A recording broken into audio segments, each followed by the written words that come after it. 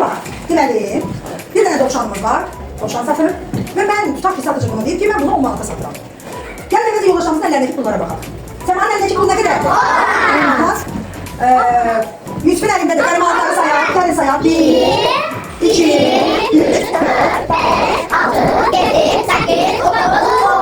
Orada da 1 manat var. Nəzmin əlindəki pul vahidi nə qədərdir? 10 manat. Nə qədərdir?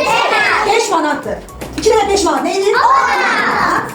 Nəzmin Səmanın əlindəkini göstərdik. Bu da nə qədərdir? 10 manat. Bu isə neydi? 10 manat. Yox, pul vahidi olaraq nədir? 1 manatdır. Bəli, 1 manatlıdır. Amma neçə 1 manat var? 10 manat. İndi deyin görün, mən bu dovşanı hansı yoldaşınıza sata bilərəm? Mən yerine cevap verməyəm. Yəni yerine. En çok pul kimdədir? Cəmiyyət de pul var orada. 10 manat. Səmanın neçə manat var? Müşabə. Ramal, bəs Nəzrin neçə manat var? 10 manat. Yine ne deyə bilərsən? En çok pul kimdədir? Üçündə də dəyəri 10 manat. Bəs bu planı kim ala bilər? Üçündə ala bilər. Doğrudur. Aferin.